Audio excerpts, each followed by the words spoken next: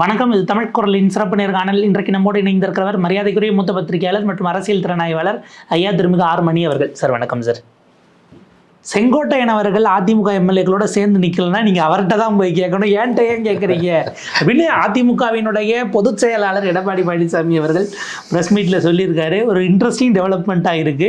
ஏன்னா அதிமுகவில் தலைமை பொறுப்பில் இருந்தவர்கள் இப்படி எல்லாம் பேசி நம்ம இதுக்கு முன்னாடி பார்த்ததுனால தனிப்பட்ட பிரச்சனை எல்லாம் கேள்வியா கேட்காதீங்க அப்படிங்கிறாரு.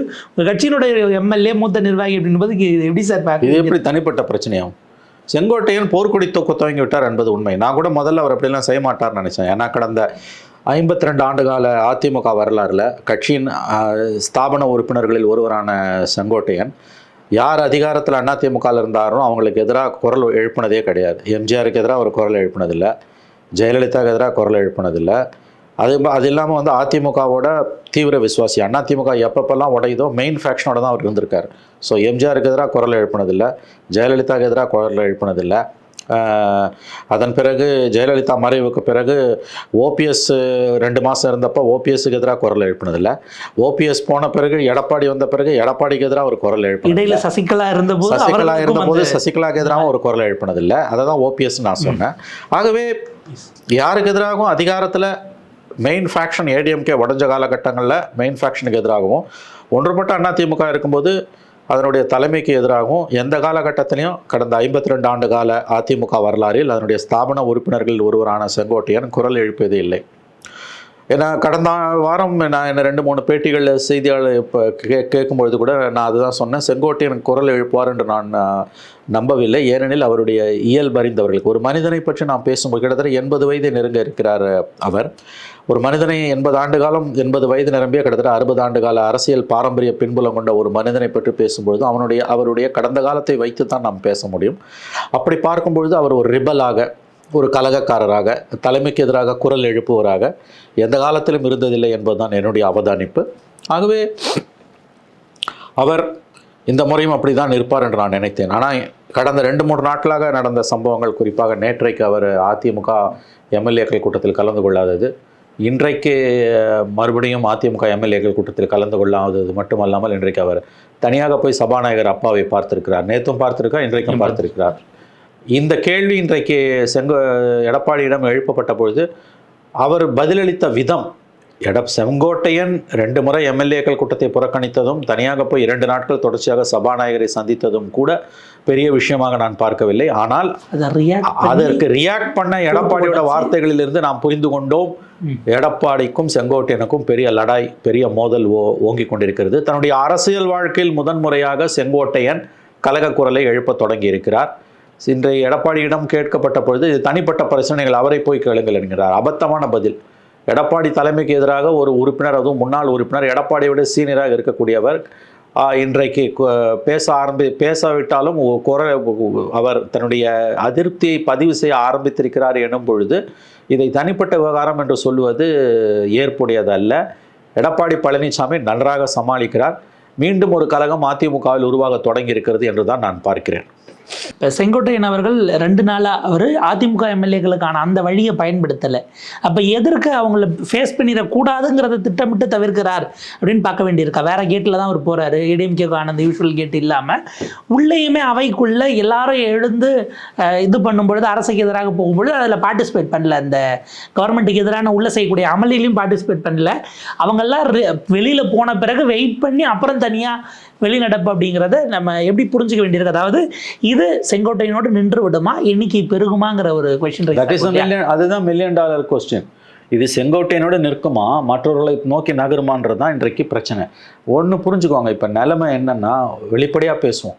அதிமுகவுக்குள்ளே இருக்கக்கூடிய 2ஆம் கட்ட தலைவர்கள் 90% 2ஆம் கட்ட தலைவர்கள் 90%க்கும் மேற்பட்ட தொண்டர்களுடைய கருத்து என்னவென்றால், பிரிந்தவர்கள் அனைவரும் ஒன்று சேர வேண்டும். நம்ம ஒன்று சேர்ந்தால் தான் திமுகவை எதிர்க்க முடியும், எதிர்கொள்ள முடியும். எதிர்க்கிறது கூட 2வது, திமுகவை எதிர்கொள்ள முடியும். ஒன்றுபட்ட அதிமுக தமிழ்நாட்டில் வீழ்த்த முடியாத சக்தி. எதிரணியில் எத்தனை பேர் எப்படி வந்தாலும் என்பது சராசரி அதிமுக தொண்டனின் உள்ள கிடக்கையாக உறுதியான எண்ணமாக இருக்கிறது. அது டு அ லார்ஜ் எக்ஸ்டென்ட் பெரும்பாலும் அதை நாம் உண்மையாகத்தான் பார்க்க வேண்டும். என்னுடைய அவதானிப்பும் அதுதான். ஒன்றுபட்ட அதிமுக என்றைக்குமே திமுகவை விட மிகப்பெரிய சக்தி. இதில் பிரச்சனை என்னென்னா, எடப்பாடி மட்டும்தான் பிரிஞ்சவங்களை உள்ள சேர்க்க மறுக்கிறார். குறிப்பாக சசிகலா, ஓபிஎஸ், தினகரன் 3 பேரையும் சேர்க்க அவர் மறுக்கிறார். குறிப்பாக அவர் அஞ்சுவது சசிகலாவை பார்த்து தான் என்று சொல்லுகிறார்கள். ஏன்னா அந்த அம்மா எவ்வளோ அமைதியாக இருந்தாங்கனாலும் அந்த அம்மா உள்ளே வந்துட்டாங்கன்னா, ஓபிஎஸ், தினகரன் இவங்கெல்லாம் உள்ளே வந்துட்டாங்கன்னா கண்டிப்பாக அது ஒரு பெரிய சக்தியாக உருவாகிவிடும், தன்னை அவர்கள் பழித்தீர்ப்பார்கள் என்று அவர் அஞ்சுகிறார். ரீஷஃபிள் பண்ணி பழைய ஹைரார்கி கொண்டு போயிடும், பழைய பவர் ஸ்ட்ரக்சர்ஸ் உள்ள வந்து ரீஇன்ஸ்டேட் ஆகிடும். ஜெயலலிதா இடத்துக்கு வராட்டியும் ஜெயலலிதா இருக்கும்போது சசிகலா எப்படி சர்வ வல்லமை பொருந்தவங்களாக இருந்தாங்களோ அந்த மாதிரி வந்துருவாங்க அப்படின்னு பார்க்குறாரு. ஏன்னா இதில் இன்னொரு விஷயம் என்னென்னா, இன்றைக்கு இன்னைக்கு அவர் ப்ரெஸ் மீட் கொடுக்கும்போது அவரை சுற்றி நிற்கிறவங்க இருக்காங்கல்ல, வேலுமணி, தங்கமணி, நத்தம் விஸ்வநாதன், இவங்க எல்லாருமே ஒன்று சேரணும்னு விரும்புகிறாங்க, சசிகலாவும் உள்ளே வரணும்னு விரும்புகிறாங்க. அப்படி வந்துட்டாங்கன்னா தன்னை மொழிச்சிடுவாங்க, தான் கதையை முடிச்சிடுவாங்கன்னு அவர் நம்புகிறார். அதனால தான் அவர் அதை ஏற்றுக்கொள்ள மறுக்கிறார். ஆனால் இன்றைக்கு அழுத்தம் அவருக்கு அதிகரித்து கொண்டே போகிறது. இப்போ வரக்கூடிய தகவல் என்னென்னா, பிஜேபியுடன் கூட உறவுக்கு அவர் தயார். அதிமுக பிஜேபி கூட்டணிக்கு தயார் என்று எடப்பாடி முடிவு செய்து விட்டார். ஆனால் பிரிந்தவர்களை உள்ளே சேர்க்க மாட்டேன். குறிப்பாக ஓபிஎஸ், சசிகலா இவங்க 2 பேரையும் உள்ளே சேர்க்க மாட்டேன்றதுல உறுதியாக இருக்கார் அவர், டிடிவி.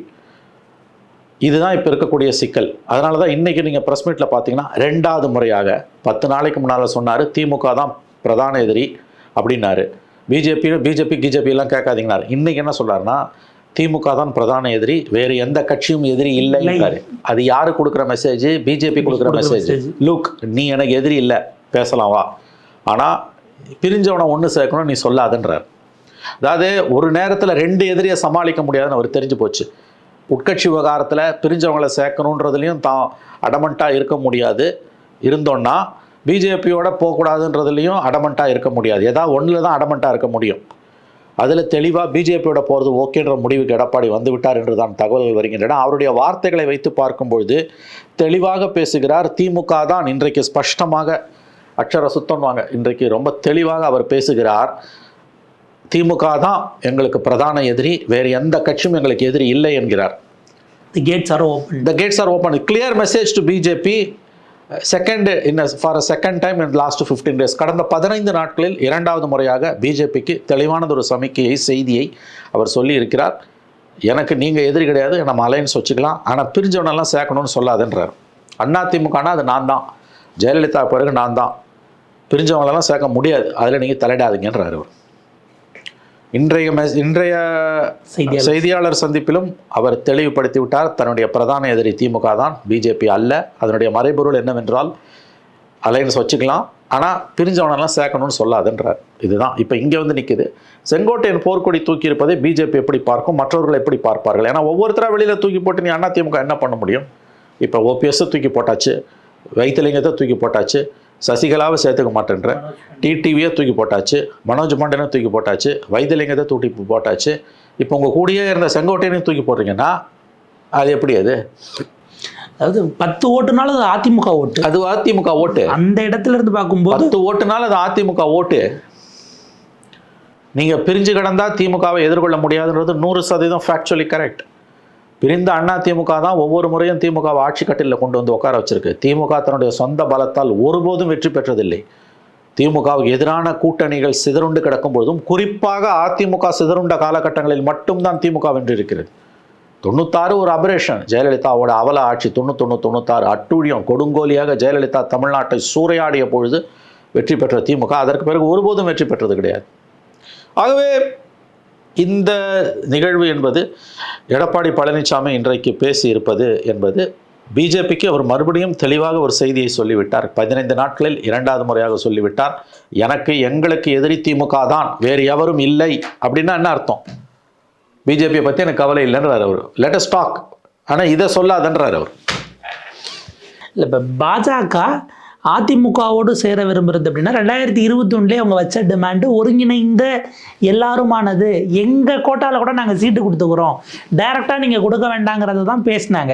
அவங்களுக்கு அவங்க உள்ள கால்கோல் பதிக்கணும் அப்படின்னா ஏடிஎம்கே ஸ்ட்ராங்காக இல்லாதப்போ அதை பிஜேபி ஏற்றுக்குமாங்கிறது இருக்குல்ல. செகண்ட் டைமும் அவங்களுடைய அந்த இதை வந்து டினை பண்ண அமித்ஷா மோடி விடுவாங்களாங்கிற ஒரு விட மாட்டாங்க. 21 எடப்பாடி கொடுத்த லாங் ரோப்பை 26 விட மாட்டாங்க.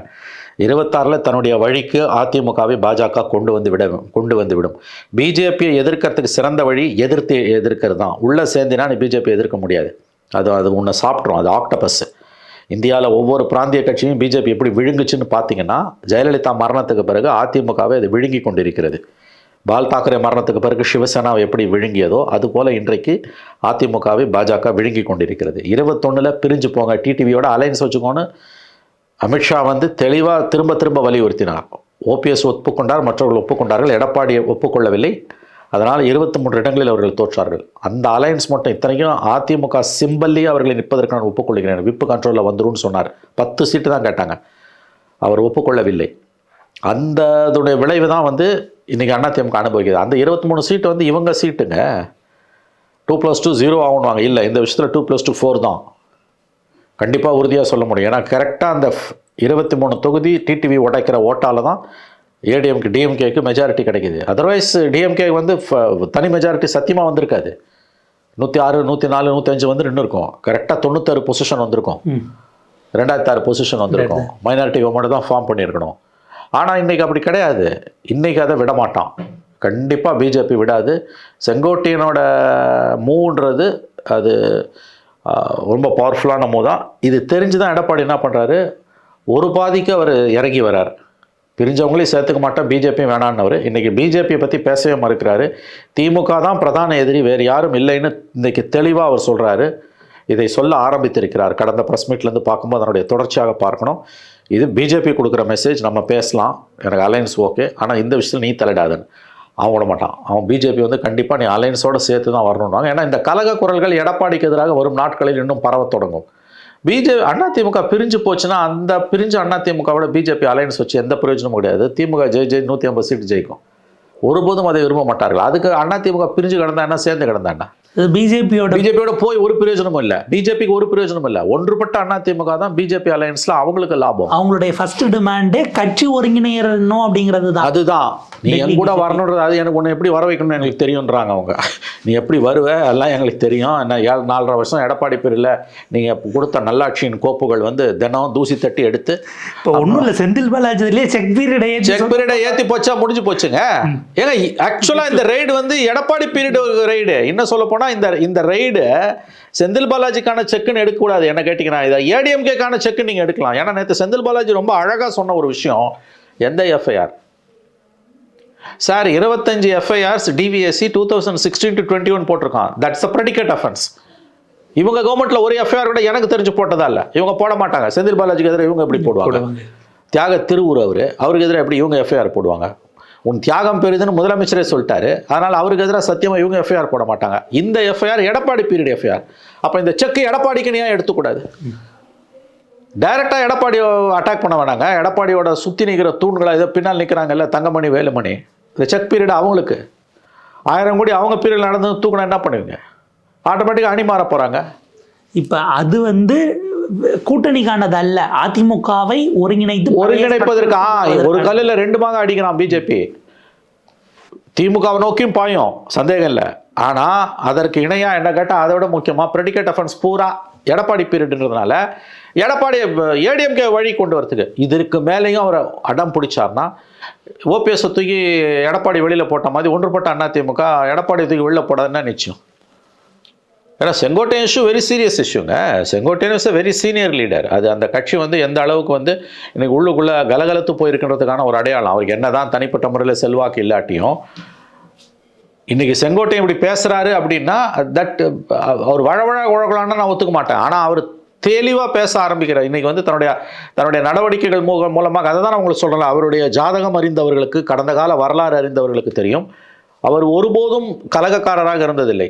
செகண்ட் ஃபிடல ரொம்ப ஹம்பிளாக வாசித்தவர். ரொம்ப அழகாக சொன்னீங்க. செகண்ட் ஃபிடல ரொம்ப ஹம்பிளாக வாசிக்கிறவர் எம்ஜிஆர்.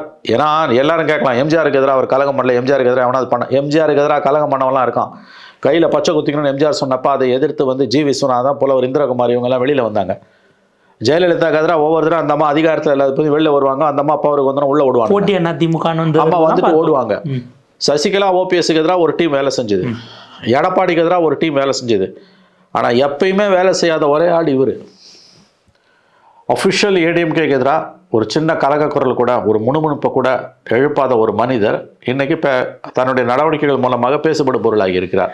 ஆக்சுவலாக இந்த இடத்துல ஒரு ஸ்தாபன உறுப்பினராக ஒரு அதிமுக இருக்கணும், அடுத்து வரணும்னு நினைக்கக்கூடியவராக இருந்து அவருடைய டிமாண்ட் என்பது ஒரு ரெபல் வாய்ஸாக வந்திருப்பது ஒன்று சேரணுங்கிறது தான் அப்படிங்கிறது தான் இருக்குமா? நான் அறிந்த வரையில் அவருடைய ஒரே வாய்ஸ் ஒன்றுபட்ட அதிமுக. அவர் தனக்கு கூட எதுவும் கேட்கவில்லை. பிஜேபி அலைன்ஸை பற்றியும் அவர் பேசல. இல்லை, அவர் பிஜேபியோட போகணும் தான் விரும்புகிறாரு. ஆனால் அதை விட முக்கியமாக அவரும் பிஜேபியோட அதிமுக போகணும் தான் விரும்புகிறாரு. ஆனால் பிஜேபியோட போகணுன்னு விரும்புகிறத விட கூடுதலாக அதிகமாக ப்ரியாரிட்டியில் நம்பர் 1 செங்கோட்டையன் விரும்புவது, எனக்கு அவருடன் நெருக்கமாக இருக்கக்கூடிய அவரை நன்கு அறிந்த சில பத்திரிகையாளர்களும் சொல்லக்கூடிய நம்பத்தகுந்த ரிலையபிள் சோர்ஸ்லேருந்து வந்த நியூஸ் என்னென்னா, இந்த கலகத்துக்கான காரணம் அவர் என்ன சொல்லுகிறார், அதிமுக ஒன்றுபடணும். ஏன்னா அவருடைய கருத்து என்னென்னா, நம்ம 52 வருஷமாக அந்த கட்சியில் இருக்கோம், எங்கே போனாலும் என்னென்ன இப்படி இருக்குது, இப்படி பிரிஞ்சு கிடந்தால் என்ன ஆகுது, 26 நாம் தோற்று போனால் கட்சி அழிந்து விடும், அதனால் எப்படியாவது கட்சியை காப்பாற்ற வேண்டும் என்று பலரும் அவரிடம் சொல்லுகிறார்கள். அதுதான் அவருடைய கருத்தும் கூட. அவர் வைப்பதெல்லாம் ஒரே ஒரு கோரிக்கை, நான் அறிந்த வரையில். எதற்காக எடப்பாடிக்கும் செங்கோட்டையனுக்கும் பிரச்சனைன்னு நீங்கள் கேட்குறீங்க, நல்ல கேள்வி. ஆக்சுவலாக அதுதான் மெயின் இஷ்யூ. ஏன்னா பிஜேபி வேணும்னு பல பேர் சொல்கிறான். ஆனால் இவர் அதை சொல்லலை. அதுதான் அவருடைய எண்ணமும். ஆனால் டிமாண்ட் அது இல்லை. அந்த அதிருப்தியை எடப்பாடி பலர் பேசியும் வெளிப்படுத்தலை, இன்னைக்கு வரைக்கும் பண்ணல. ஆனால் இவருடைய இந்த கலகத்துக்கான காரணம் தனிப்பட்ட முறையில் அவர் எதுவும் கேட்கல. கட்சியை ஒன்றுபடுத்தணும், யுனைடெட் ஏடிஎம்கே வேணும்ன்றார் அவர். அது இவர் எடப்பாடி ஏற்றுக்கொள்ள மறுக்கிறார். மற்ற எதை பற்றி வேணால் பேசுங்க, அதை பேசாதீங்கன்றார். அங்கே நிற்குது. இப்போ அது ஒரு ஸ்தாபன உறுப்பினரின் குரலாக நம்ம பார்க்க வேண்டியது. ஒரு இப்போ அதனுடைய கட்சியுடைய ஸ்தாபன உறுப்பினர் கட்சி ஆரம்பிக்கும் போது அதனுடைய உறுப்பினராக இருந்த எம்ஜிஆர் முதல்ல 72 கொடி ஏற்றும் போது உறுப்பினராக இருந்த ஒருவருடைய எவ்வளோ பெரிய நெருக்கடியிலும் கட்சியில் கட்சியை விட்டு வெளியில் போவாத, இன்றைக்கி முத்துசாமிலாம் எல்லா சுகத்தையும் அனுபவிச்சுட்டு திமுகவில் இருக்காருங்க. எம்ஜிஆர் பீரியடில் மந்திரி, ஜெயலலிதா பீரியடில் மந்திரி, ஸ்டாலின் கிட்ட மந்திரினா இதை விட ஒரு பச்சை துரோக பச்சோந்தி அரசியல் ஏதாவது இருக்க முடியுமா? அவங்க மத்தியில் இன்னைக்கு ஒரே உறுதியாக நிற்கக்கூடிய ஆள் அவர். அவர் இன்றைக்கும் தனக்கு எதுவும் வேணும்னு கேட்கல. எடப்பாடியை நகர்த்திட்டு என்ன பொதுச் செயலாளராக்குன்னு கேட்கல, இல்லை என்ன எதிர்கட்சி தலைவராக்குன்னு கேட்கல. அவர் கேட்பது நீ ஒன்றுபட்ட அதிமுக உருவாக்கு. அவர் உண்மையான அதிமுக தொண்டங்க. அவர் என்ன நீ அதிமுக என்ன நீ தலைவராக்குன்னு அவர் கேட்கல. தலைவரை தாண்டி ஸ்தாபனத்தை நேசிக்கக்கூடிய, அவ்வளோதான், ஸ்தாபனத்தை நேசிக்கக்கூடிய அதிமுக ஒற்றுமையை உண்மையாக விரும்பக்கூடிய, அடுத்த தேர்தலில் ஒரு வருஷத்தில் வர அடுத்த தேர்தலில் அதிமுக தோற்கடிக்கப்பட்டால் கட்சி மொத்தமாக அழிந்துவிடும் என்று நம்புகிற ஒரு மனிதர் தனக்காக ஒரு கோரிக்கை வைக்கல. அப்போ அவ்வளோ சீக்கிரம் எடப்பாடியால் அவரை தூக்கி வெளில போட முடியாது. விவிலியத்தில் ஒரு வாசகம் வரும், வேற்றுமைகளை வளர்க்கக்கூடிய 1000 வார்த்தைகளுக்கு மத்தியில் சமாதானத்தை விரும்பக்கூடிய ஒரு வார்த்தைக்கு மதிப்பு அதிகம்னு, இல்லையா? அந்த மாதிரி தான் இதுவும். இது அவங்க யுனைடெட் ஏடிஎம்கே வேணும்னு அவர் விரும்புகிறாருங்க. தனக்காக அவர் எதுவும் கேட்கல. எடப்பாடி வேறு எது வேணால் கேளுங்க. இன்ஃபேக்ட் எடப்பாடி தனிப்பட்ட முறையில் அவர் எதுவும் கேட்டாலும் கூட கொடுத்துருவாரு. அவர் கேட்கறது நீ சேர்க்காதன்றாரு, இதெல்லாம் நீ பேசாதன்றார். அவர் விடமாட்டார், செங்கோட்டையன் விடமாட்டார். ஏன்னா இந்த மாதிரி இருக்கக்கூடிய மனிதர்கள் கலகமே செய்யாத மனிதர்களை கலகம் செய்ய தொடங்கினால் அவர்களை சமாளிப்பது கடினம். உங்களுடைய விரிவான கருத்துக்களுக்கு மிக்க நன்றி. நன்றி.